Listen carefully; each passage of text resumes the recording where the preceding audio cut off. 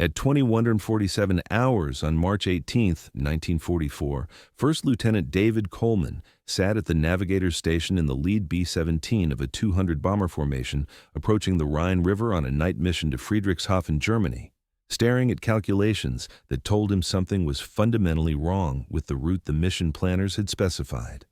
The course they'd been briefed to fly would take the formation directly over Mannheim at 22:30 hours, which was exactly when German night fighter controllers would expect the bombers to cross that specific point based on the mission's takeoff time, assembly altitude, and cruising speed, all of which had been observed by German radar stations tracking the formation since it crossed the English coast 90 minutes earlier. And Coleman understood enough about how the Luftwaffe's night fighter system worked to know that Mannheim had concentrated flak batteries and standing patrols of Bf-110 night fighters that would be positioned along the expected route, waiting to intercept bombers that arrived on schedule at altitudes and headings that matched what German controllers calculated based on standard RAF and USAAF navigation procedures. The mission plan called for the formation to maintain 18,000 feet on a heading of 87 degrees magnetic at 180 miles per hour indicated airspeed, which were the parameters that bomber crews had been trained to fly because those parameters optimized fuel consumption, minimized exposure to flak, and kept formations tight enough for mutual defensive fire against fighter attacks. Except Coleman had spent 6 months studying Luftwaffe intercept patterns from mission reports and had noticed that German night fighters were achieving higher kill rates against formations that followed precise navigation because the Germans had learned to predict exactly where bombers would be at specific times based on observable factors like takeoff patterns, assembly procedures, and the mathematical relationships between distance, speed, altitude, and fuel consumption that governed how bomber formations could actually fly, given the performance characteristics of B-17s carrying 6,000-pound bomb loads over enemy territory. Coleman's analysis suggested that the Luftwaffe had effectively reverse-engineered American navigation procedures to the point where they could position night fighters with enough accuracy that bomber formations following proper navigation were flying into preset ambushes rather than forcing the Germans to search for them across the vast night sky, where finding 200 bombers without knowing exactly where to look should have been nearly impossible given the limitations of airborne radar and visual detection in darkness.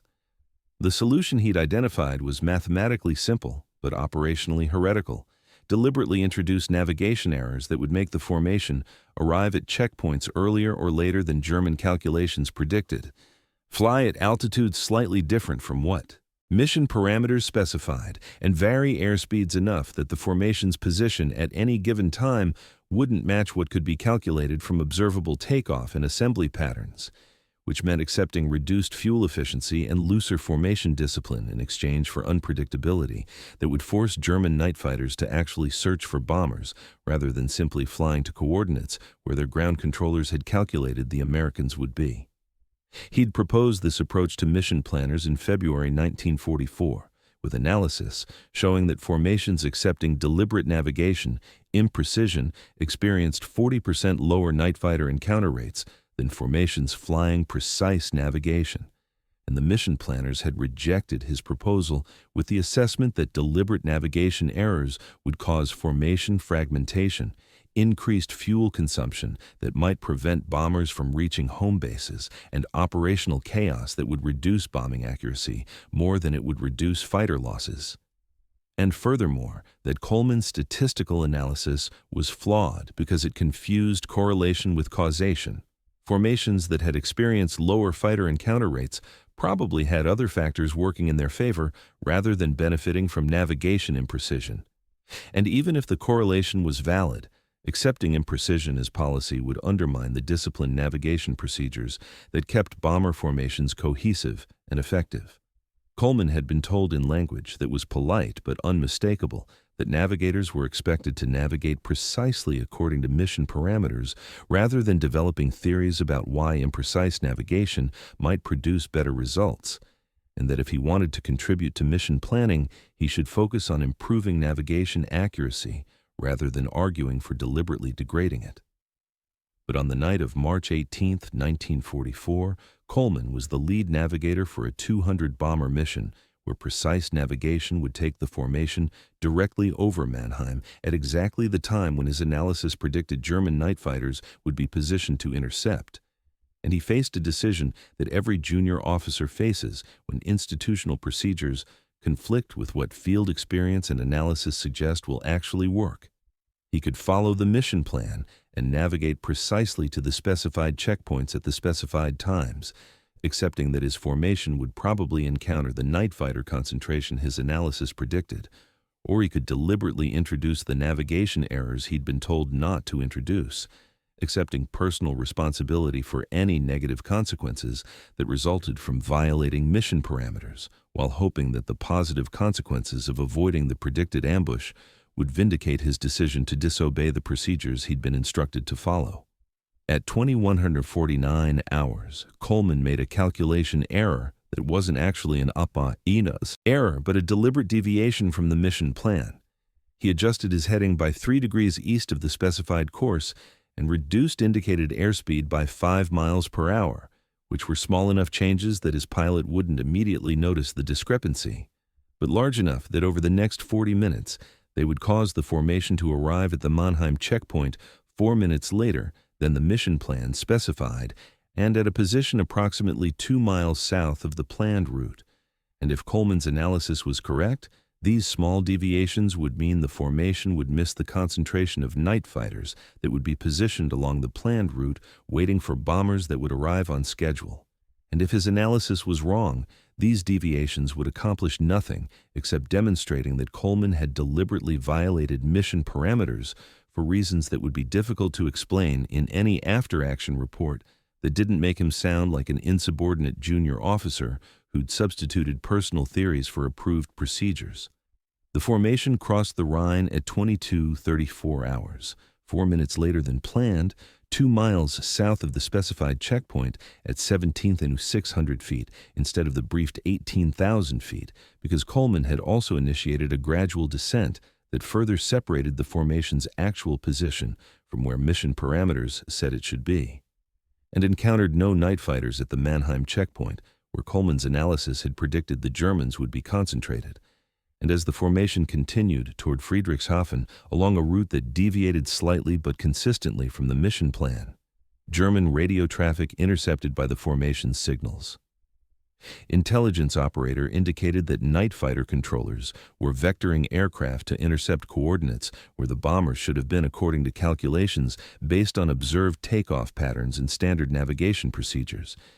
Except the bombers weren't there because Coleman's deliberate navigation errors had made the formation's actual position diverge from its calculable position by margins large enough that German fighters searching the predicted intercept points were finding empty sky instead of target-rich formations.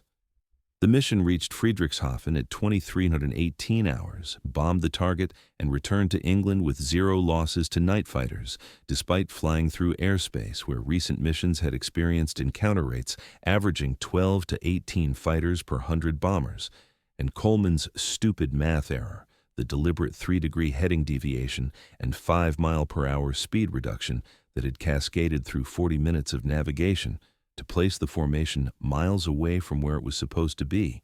had saved an estimated 22 to 35 bombers from being shot down by German night fighters who'd been waiting at coordinates where American navigation procedures were predictable enough that the Luftwaffe could position intercepts with accuracy that should have been impossible, but wasn't because precision had become predictability and predictability had become vulnerability. David Coleman grew up in a family that navigated by instinct rather than instruments. His father had been a commercial fisherman working the Grand Banks off Newfoundland, which meant Coleman learned before he could read that finding your way required understanding patterns that couldn't be reduced to simple rules, that the ocean looked the same in every direction but wasn't actually the same if you knew what to observe, and that the difference between reaching port and being lost at sea often came down to recognizing when conditions didn't match what you'd expected and adjusting course based on what was actually happening rather than what should have been happening according to calculations made before you encountered the reality that calculations couldn't fully predict. His father taught him that navigation was part science and part art, that the science involved mathematics and instruments and proper procedure. But the art involved recognizing when following the science precisely would take you to the wrong place, because the assumptions underlying your calculations didn't match the conditions you were actually experiencing, and that skilled navigators knew when to trust their instruments and when to trust their instincts about whether the instruments were telling them what they needed to know, or simply confirming calculations that had been based on incomplete understanding of the environment they were navigating through. Coleman had studied mathematics at Boston College before the war, focusing on probability theory and statistical analysis because he was fascinated by how mathematical models could predict aggregate behavior even when individual events seemed random, and he'd learned that the power of statistical prediction came from identifying patterns in large data sets that revealed underlying relationships between variables that weren't obvious from examining individual cases. But he'd also learned that statistical models only worked when the assumptions they were built on actually matched the systems they were trying to model, and that applying models to situations where the assumptions didn't hold produced predictions that looked mathematically rigorous but were actually meaningless, because they were calculating answers to questions that didn't match the reality being analyzed. This academic background in understanding when mathematical precision produced useful predictions versus when it produced precise answers to wrong questions would later inform how he thought about navigation. In combat environments where following procedures precisely might optimize for conditions that didn't actually exist once enemy forces adapted to exploit the predictability that precision created.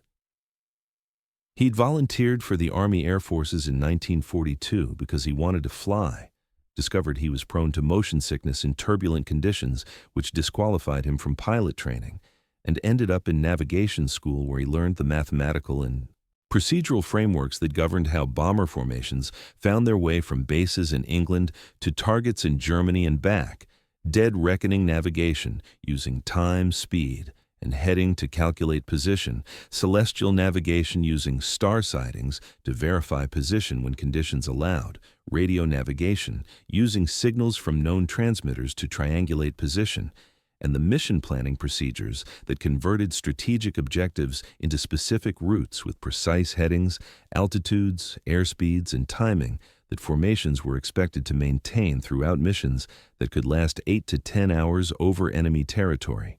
where navigation errors could mean running out of fuel before reaching friendly bases or wandering into concentrated flak zones that would destroy bombers that strayed from planned routes. The training emphasized precision because precision kept formations together, allowed bombers to provide mutual defensive fire against fighters, ensured that bomb runs were coordinated to maximize concentration of explosives on targets, and enabled mission planners to route formations through gaps in German defenses where flak concentrations were lighter and fighter coverage was thinner based on intelligence about where German resources were positioned.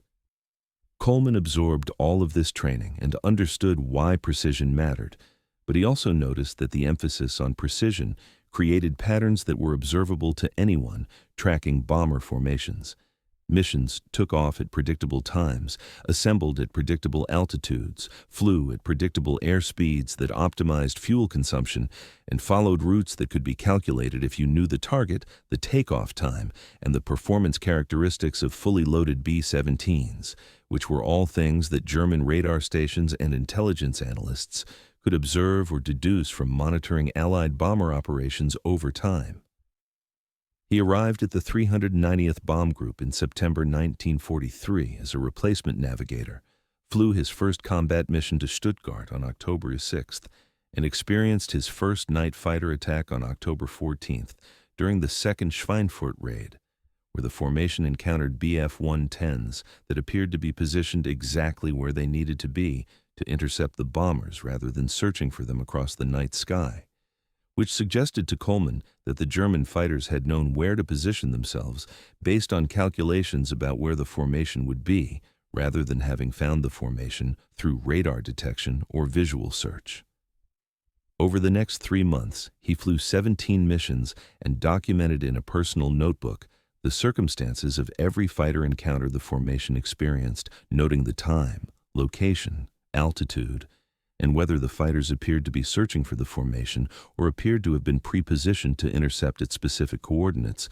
and the pattern he identified was that formation's flying precise navigation. According to mission parameters, encountered fighters that seemed to be waiting for them, while formations that had deviated from planned routes due to weather, navigation errors, or tactical decisions to avoid flak encountered fewer fighters or encountered fighters that appeared to be searching rather than intercepting. This observation led Coleman to develop a hypothesis that was counterintuitive according to everything navigation training emphasized, that precise navigation was creating tactical vulnerability by making bomber formations predictable enough that German night fighter controllers could calculate intercept coordinates with accuracy that turned navigation precision into a targeting solution that worked in the Germans' favor rather than the Americans' favor. He tested this hypothesis by analyzing mission reports from other bomb groups, comparing fighter encounter rates between missions that had maintained precise navigation versus missions that had experienced significant deviations from planned routes due to various factors, and discovered that the correlation he'd observed in his own missions appeared to hold across hundreds of missions from multiple units. Formations that deviated from planned navigation experienced statistically significant reductions in night fighter encounter rates compared to formations that maintained precise navigation, and the magnitude of the reduction correlated with the magnitude of the deviation, suggesting that what mattered wasn't just whether formations deviated, but how much they deviated, and whether those deviations made the formation's position at any given time diverge enough from calculable positions that German intercept solutions would miss. Coleman presented his analysis to the 390th Intelligence Officer in January 1944, with a proposal that missions should deliberately incorporate navigation variations that would maintain formation cohesion, but introduce enough unpredictability that German intercept calculations would become unreliable, specifically recommending that navigators vary airspeeds by plus or minus 5 to 10 miles per hour from mission parameters, vary altitudes by plus or minus 500 feet from specified altitudes, and introduce heading deviations of 2 to 4 degrees that would be corrected at later checkpoints to keep formations generally en route while making specific positions at specific times unpredictable enough that pre-positioned intercepts would miss. The intelligence officer reviewed Coleman's statistical analysis, acknowledged that the correlation he'd identified was interesting, but explained that mission planning at higher headquarters wouldn't accept recommendations to deliberately degrade navigation precision, because precision served multiple purposes beyond just making formations harder to intercept. It enabled coordination between different formations attacking different targets, allowed fighter escort to rendezvous with bombers at specific locations, and times ensured that bomb runs occurred in sequences that maximized destructive effect, and maintained fuel efficiency that determined whether bombers could reach their targets and return to base without running out of fuel over enemy territory or the North Sea. The institutional response was that Coleman had identified a real pattern, but had proposed a solution that created more problems than it solved, that the proper response to German adaptation to American navigation precision was to develop counter-tactics that maintained precision, while defeating German intercept methods rather than abandoning precision and accepting the operational degradation that navigation imprecision would cause, and that navigators should focus on executing their assigned missions precisely rather than developing theories about why imprecision might be tactically advantageous. Coleman understood the institutional logic. Organizations couldn't function if junior officers substituted personal analysis for approved procedures. But he also understood that German night fighters were killing bomber crews by exploiting the predictability that precision created, and that institutional reluctance to accept his analysis didn't make that analysis wrong or make the crews any less dead. The mission briefing for Friedrichshafen on March 18, 1944, had emphasized timing precision because the operation involved coordinating RAF Mosquito diversionary raids with the main American bomber strike, which meant the B-17 formations had to arrive at the target within a 3-minute window or risk encountering German fighters that the Mosquitoes were supposed to have drawn away toward secondary targets. And mission planners had stressed that navigators needed to maintain exact adherence to specified headings, altitudes, and airspeeds, because any deviation would cascade through the timeline and potentially cause the formation to arrive either too early, before German fighters had been diverted, or too late after those fighters had returned from chasing the Mosquito decoys. Coleman had sat through the briefing absorbing these timing requirements while simultaneously calculating what those requirements meant in terms of predictability. If the mission required arriving at Friedrichshafen within a 3-minute window, and if German radar had observed the formation's takeoff time and assembly altitude, then German night fighter controllers could calculate with considerable precision where the formation would be at any point along the route simply by working backward from the required arrival time and forward from the observed departure patterns.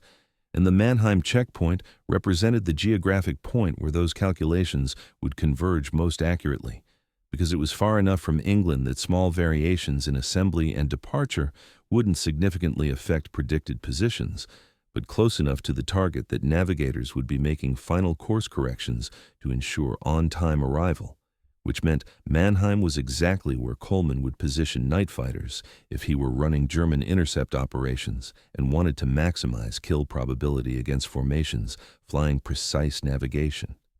The formation had assembled over East Anglia between 2015 and 2045 hours, with Coleman's aircraft designated as lead navigator for the entire 200-bomber stream, which gave him authority to set the formation's actual course and speed within the parameters specified by the mission plan, but also gave him responsibility for any consequences that resulted from deviations from those parameters. And as the formation crossed the English coast at 2058 hours, Coleman knew that German radar stations were tracking them and feeding data to Luftwaffe operation centers, where controllers were calculating intercept solutions based on observed course, speed, and altitude, combined with assumptions about where a formation heading toward southern Germany would need to be at specific times to reach likely targets and return before running low on fuel. The mission plan called for the formation to cross the Rhine at 22:30 hours at a point 2 miles north of Mannheim at 18,000 feet on heading Aero 87 degrees, which would position the formation for the final approach to Friedrichshafen while avoiding the heaviest flak concentrations around Frankfurt and Mannheim. And Coleman understood that these parameters, which looked like tactical routing decisions designed to optimize safety and fuel efficiency, would appear to German analysts as a targeting solution that told them exactly where to position fighters at exactly what time to intercept bombers that would be precisely where calculations predicted they would be. At 2149 hours, with the formation still 140 miles from the Rhine crossing and maintaining the briefed heading and altitude, Coleman made his first deliberate deviation. He adjusted the heading 3 degrees east to 090 degrees, which was subtle enough that his pilot didn't immediately notice the change, because 3 degrees represented only a slight adjustment to the gyro compass heading that could easily be attributed to wind correction or normal navigation refinement. But over the next 40 minutes, that 3-degree deviation would cause the formation to drift approximately 2 nautical miles south of the planned route, which was enough displacement that night fighters positioned at the brief checkpoint coordinates would be searching empty sky while the actual formation passed 2 miles away in darkness, where visual detection was unlikely, unless the fighters happened to be searching in exactly the right direction at exactly the right moment. 5 minutes later, at 2154 hours, Coleman reduced the formation's indicated airspeed from 180 miles per hour to 175 miles per hour. By advising his pilot that headwinds were stronger than forecasted and that maintaining a 180 would cause early arrival at checkpoints, which was a reasonable explanation that pilots accepted because wind forecasts were often inaccurate, and navigators regularly made airspeed adjustments to compensate. But Coleman's actual reason for the speed reduction was that it would delay the formation's arrival at Mannheim by approximately 4 minutes compared to the mission timeline, which meant that even if German controllers had calculated the correct intercept coordinates based on the briefed route, their fighters would be positioned to intercept bombers that were supposed to arrive at 22:30 30 hours, while the actual formation wouldn't arrive until 22:34 hours. And in the fluid dynamics of night fighter operations, those 4 minutes represented enough temporal separation that pre-positioned fighters would likely have begun searching in other directions or been vectored to different coordinates by the time the delayed formation actually arrived. The cumulative effect of Coleman's heading and speed deviations meant that by 22 to 20 hours, the formation was approximately 2 miles south and 6 minutes behind the position where mission parameters said it should be. And Coleman could see on his navigation plot that the formation's actual track was diverging from the planned track by margins that were small in absolute terms, but significant in terms of whether German intercept solutions calculated from observable parameters would place fighters where the formation actually was versus where calculations predicted it should be. At 22 to 28 hours, Coleman initiated a gradual descent from 18,000 feet to 17,600 feet by advising his pilot that lower altitude would reduce fuel consumption for the final approach to target, which was operationally justifiable because descending 400 feet would marginally improve fuel efficiency without significantly increasing flak vulnerability. But Coleman's actual reason was that altitude deviation added a third dimension to the displacement between the formation's actual position and its calculated position, which meant German fighters positioned at 18,000 feet and searching with airborne radar that had limited vertical coverage might not detect bombers 400 feet below where their search pattern expected to find them. The formation crossed the Rhine at 22:34 hours at 17,600 feet on heading 90 degrees at a position 2 nautical miles south of Mannheim, which placed them 4 minutes late, 2 miles displaced laterally, and 400 feet below where the mission plan specified they should be. And as they crossed the checkpoint, Coleman listened to the radio intercepts being monitored by the formation's signals intelligence operator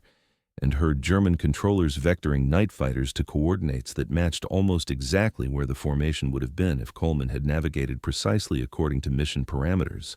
The Germans were positioning fighters at 18,000 feet at the planned checkpoint, expecting to intercept bombers at 22:30 hours, except the actual formation was at 17,600 feet 2 miles south and arriving 4 minutes late,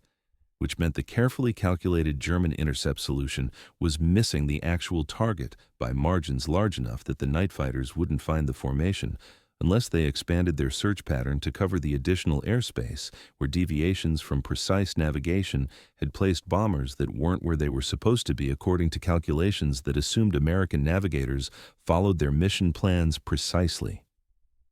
Coleman could hear the frustration in German radio traffic as controllers tried to understand why their fighters weren't making contact despite being vectored to what should have been correct intercept coordinates, and he heard fighters reporting negative contact and requesting new vectors, and he heard controllers recalculating solutions based on updated radar plots that showed a formation in approximately the right area, but not at the specific coordinates where initial calculations had positioned the intercept. And critically, by the time German controllers had recognized that their initial solution was wrong and had begun vectoring fighters toward where the formation actually was, the formation had already passed the Mannheim area and was continuing southeast toward Friedrichshafen along a route that continued to deviate slightly but consistently from mission parameters in ways that kept the formation's actual position separated from its calculable position by margins large enough to degrade German intercept accuracy. The tension Coleman felt wasn't about whether his navigation was technically correct. He knew exactly where the formation was and where it was going and could return to the planned route at any time by correcting his heading and speed deviations. But about whether his deliberate imprecision was actually accomplishing what he'd predicted it would accomplish, or whether he was simply creating navigation errors that would turn out to have been pointless if German fighters found the formation anyway through search patterns rather than calculated intercepts. And if that happened, he would have to explain why he'd deliberately violated mission parameters based on personal analysis that mission planners had already rejected, and that explanation would either sound like justified tactical initiative or insubordinate freelancing, depending entirely on whether the formation made it to target and back without the fighter losses Coleman's analysis had predicted would occur if they'd navigated precisely. By 22:45 hours, it was becoming clear that Coleman's deviations were working. The formation had encountered no night fighters, despite flying through the Mannheim area where recent missions had experienced concentrated intercepts. German radio traffic indicated that controllers were struggling to locate bombers that were supposed to be where calculations said they should be but weren't, and the formation was maintaining cohesion and fuel efficiency well enough that arrival at Friedrichshafen would still occur within the required timing window, despite the speed and heading variations Coleman had introduced, to avoid the predicted ambush that appeared to have been exactly where his analysis said it would be. The formation reached Friedrichshafen at 2318 hours, conducted the bomb run with acceptable accuracy despite the timing and position deviations Coleman had introduced, and turned northwest for the return flight to England along a route that reversed the inbound track, but continued to incorporate the small heading and speed variations that had kept the formation displaced from calculable positions during the approach to target. And as they crossed back over the Rhine at 0147 hours on March 19th, the formation had still encountered 0 night fighters, despite flying through airspace where the previous 4 missions to targets in southern Germany had averaged 14.3 night fighter contacts per 100 bombers, with corresponding loss rates of 5.8% to fighters alone, not counting losses to flak or mechanical failures. The 200 bombers landed at their bases in England between 0320 and 0415 hours, with 0 losses to night fighters, 3 losses to flak, and 1 mechanical failure that forced a crash landing in Belgium, which represented a mission loss rate of 2%, compared to the 7 to 9% loss rates that recent night missions over Germany had been experiencing. And while no single mission's results could definitively prove that Coleman's navigation deviations had caused the reduced fighter encounters, there were always multiple variables affecting mission outcomes, including weather, fighter availability, German tactical decisions about where to concentrate defenses. The correlation between deliberate navigation, imprecision, and dramatically reduced fighter contact was striking enough that it couldn't be easily dismissed as coincidence. The after-action debriefing at 6:30 hours on March 19th focused initially on bombing results and battle damage assessment, until the group intelligence officer noticed the anomaly in the mission report that showed 0 night fighter encounters, despite routing through areas where encounters had been expected based on recent mission experience. And he asked Coleman directly whether the navigation had followed mission parameters, or whether deviations had occurred that might explain why the formation hadn't encountered fighters where they were statistically likely to appear. Coleman faced the decision that every junior officer faces when asked to explain actions that produced good results through methods that violated approved procedures. He could attribute the successful outcome to luck or factors beyond his control, which would preserve his career but wouldn't help future missions, or he could acknowledge that he deliberately introduced navigation errors based on analysis that mission planners had rejected, which would either vindicate his approach or confirm that he'd violated orders. For reasons that would be difficult to defend if anyone decided to make an issue of unauthorized tactical initiative by a first lieutenant who'd substituted personal judgment for institutional procedures. Coleman chose honesty with the calculation that operational results might provide enough justification that institutional response would focus on whether his methods worked rather than whether he'd had authorization to use them. And he explained that he'd deliberately deviated from mission parameters by adjusting heading 3 degrees east and reducing airspeed 5 miles per hour, which had caused the formation to arrive at checkpoints 4 minutes late and 2 miles displaced from planned positions, and that he'd done this based on analysis showing that German night fighters achieved higher kill rates against formations flying precise navigation, because precision made formations predictable enough that intercept solutions could be calculated with accuracy that turned navigation into targeting data.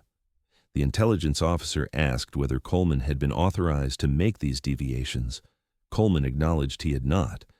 and the intelligence officer noted this in the mission report with the observation that the deviations appeared to have contributed to reduced fighter encounters, but that unauthorized modifications to mission parameters required investigation to determine whether they represented tactical initiative that should be encouraged or procedural violations that needed to be prevented, regardless of their apparent success in this specific instance.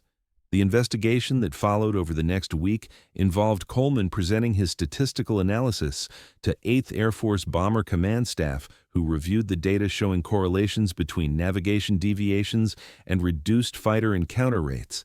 examined Coleman's methodology for calculating how German night fighter controllers could predict bomber positions from observable parameters, and consulted with intelligence specialists about whether the Luftwaffe actually possessed the tracking and computational capabilities that Coleman's analysis assumed they had.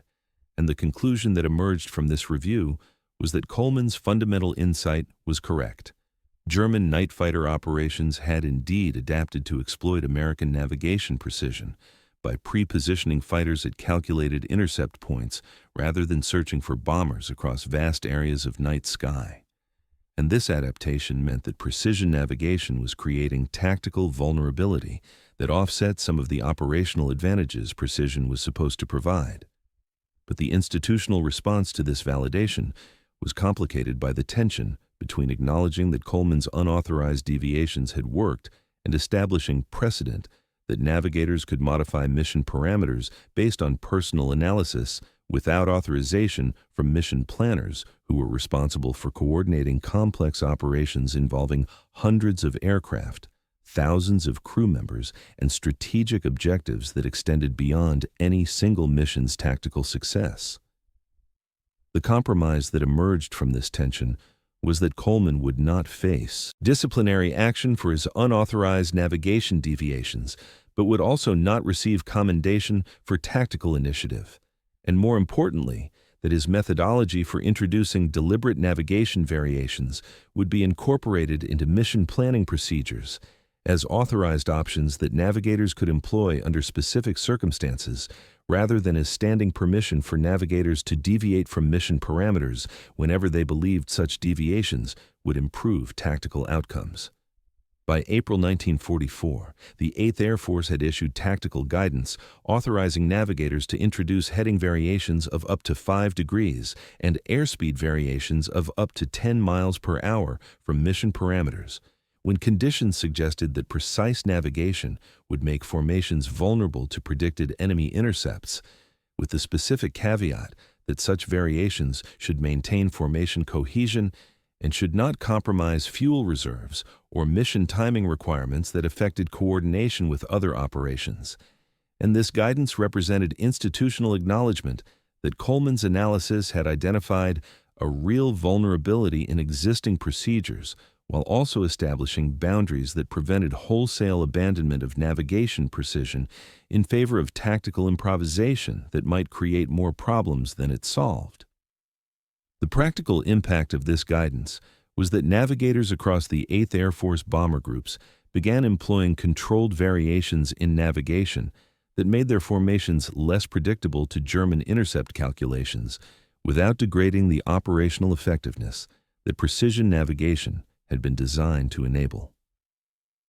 The German response to this tactical adaptation became evident in Luftwaffe radio intercepts and post-mission intelligence analysis during April and May 1944, as night fighter controllers began reporting difficulty achieving intercepts against American formations that were appearing at times and locations that didn't match calculated predictions based on observed departure patterns and standard navigation procedures, and German tactical directives began emphasizing expanded search patterns and reduced reliance on calculated intercept solutions in favor of radar-directed searches across broader areas, which represented exactly the outcome Coleman's approach was designed to achieve, forcing German fighters to search for bombers rather than simply flying to coordinates where calculations said bombers would be, which consumed German fighter time and fuel in search operations that reduced the time and fuel available for actual attacks, even when searches eventually located bomber formations.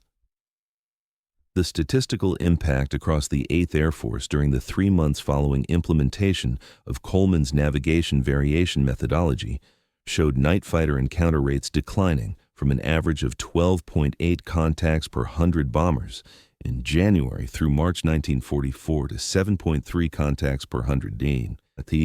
bombers in April through June 1944, with corresponding reductions in loss rates from night fighter attacks declining from 4.9% to 2.7%. And while these improvements couldn't be attributed solely to navigation variations, other factors including increased fighter escort coverage, improved defensive tactics, and declining German fighter availability also contributed. The correlation between implementation of controlled navigation imprecision and reduced night fighter effectiveness was significant enough that tactical analysts concluded the navigation variations were having measurable impact on German intercept success rates. But perhaps more significantly than the statistical impact, the adoption of Coleman's methodology represented institutional acknowledgement that tactical effectiveness sometimes required accepting controlled degradation of precision in exchange for unpredictability that denied enemies the ability to exploit patterns that precision created, and this acknowledgement challenged fundamental assumptions about how military operations should be conducted, assumptions that valued precision, predictability, and standardized procedures as foundations of effective operations. By demonstrating that enemies adapted to exploit those very qualities, and that counter-adaptation required accepting that optimal procedures, in the absence of enemy adaptation, became suboptimal procedures once enemies learned to exploit them. The war in Europe ended May 8, 1945, and by that time the tactical principle Coleman had demonstrated that controlled navigation imprecision could reduce vulnerability to enemies who'd learned to exploit navigation precision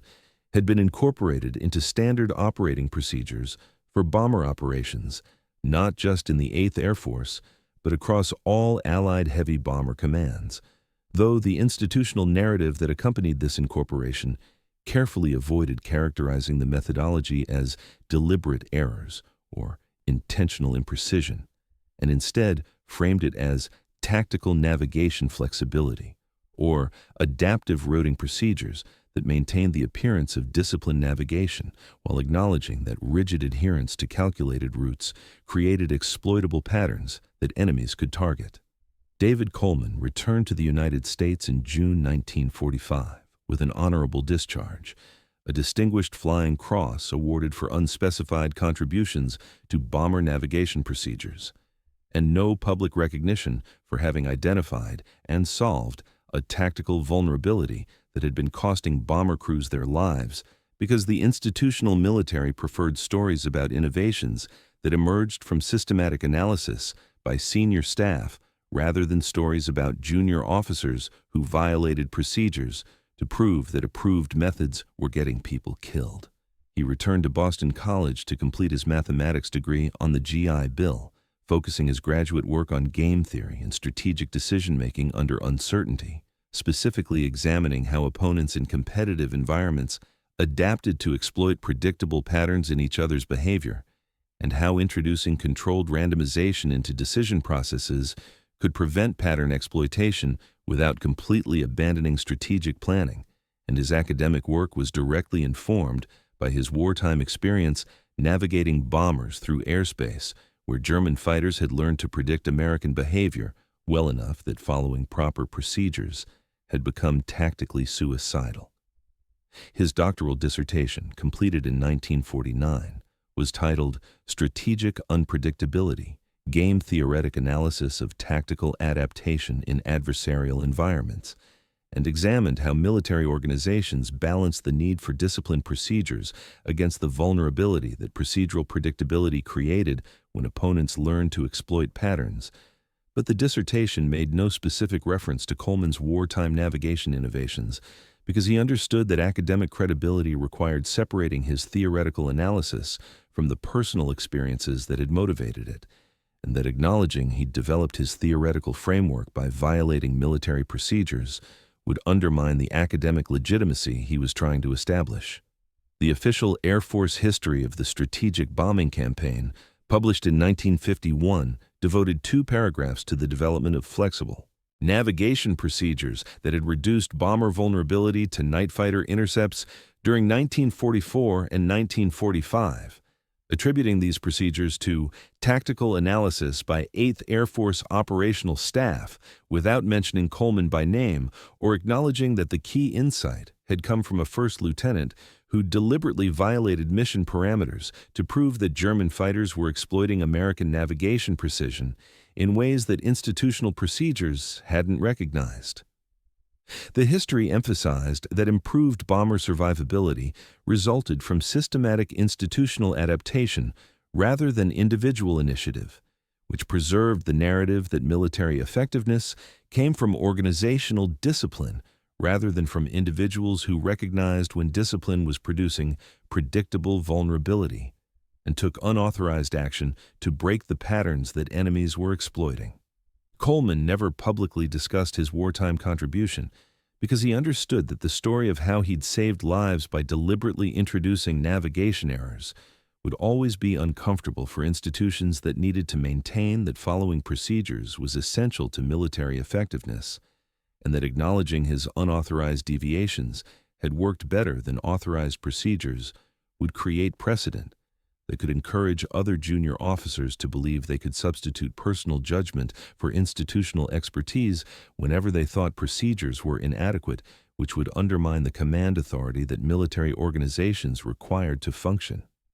He accepted that his contribution would remain largely unknown outside the small community of bomber veterans and navigation specialists who understood what had actually happened during the spring of 1944. When night fighter loss rates had suddenly declined after months of increasing casualties, and he focused his post-war career on teaching mathematics and game theory at MIT, where his academic work on strategic unpredictability influenced a generation of students who went on to apply those principles in fields ranging from military strategy to business competition to computer security.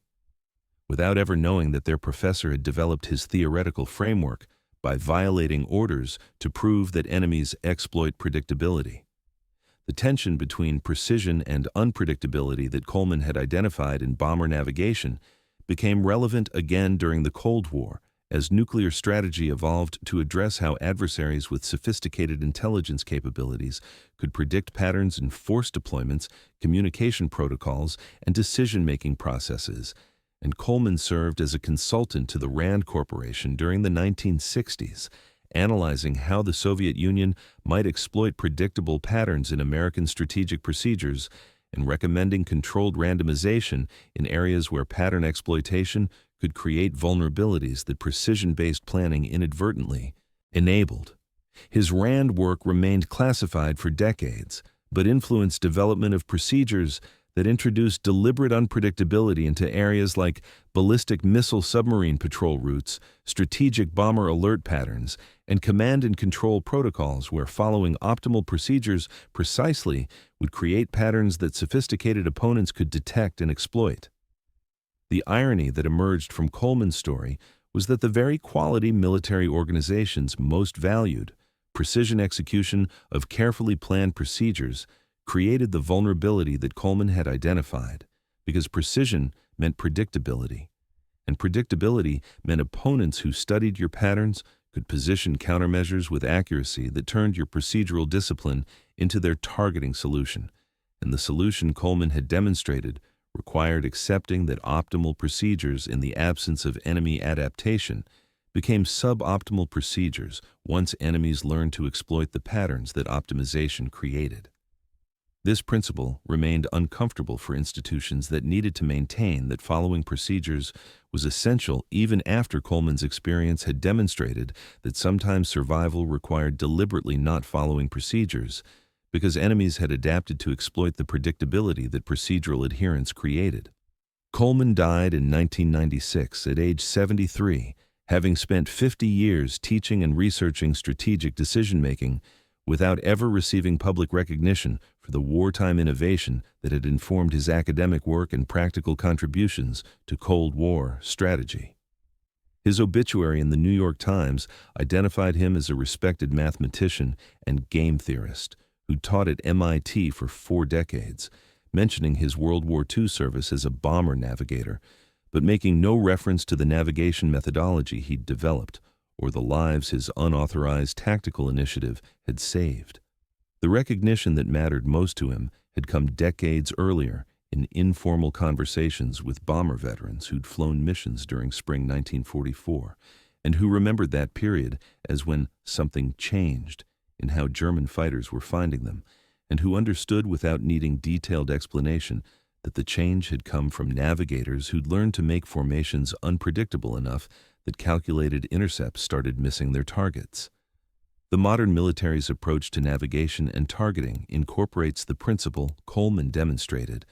that optimal precision creates exploitable patterns, and that security sometimes requires controlled degradation of precision to achieve unpredictability that denies adversaries the ability to predict and preposition against your operations.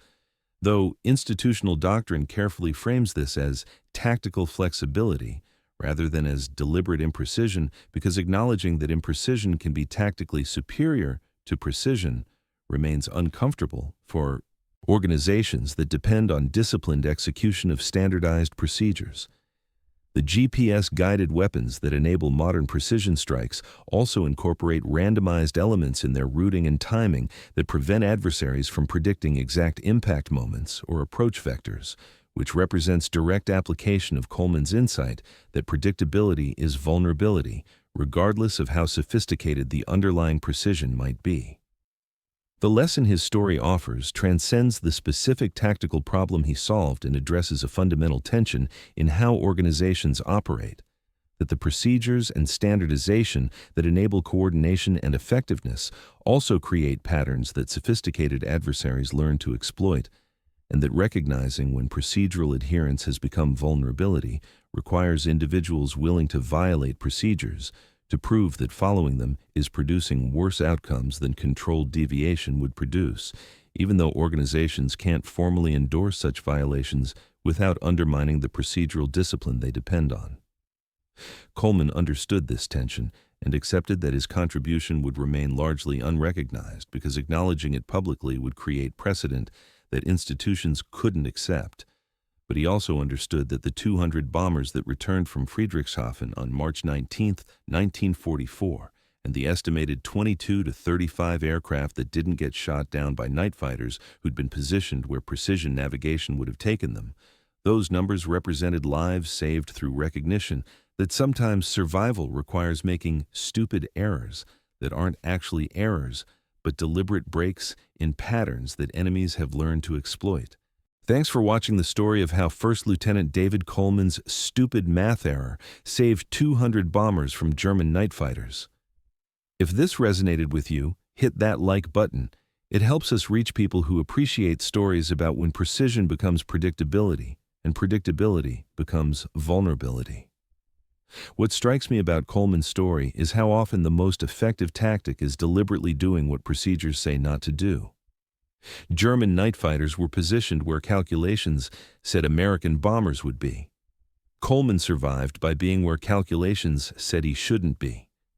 Tell us in the comments, where are you watching from? And have you ever had to break a pattern because following it precisely made you predictable? Subscribe for more untold WHU stories about the tension between discipline and survival. New videos weekly.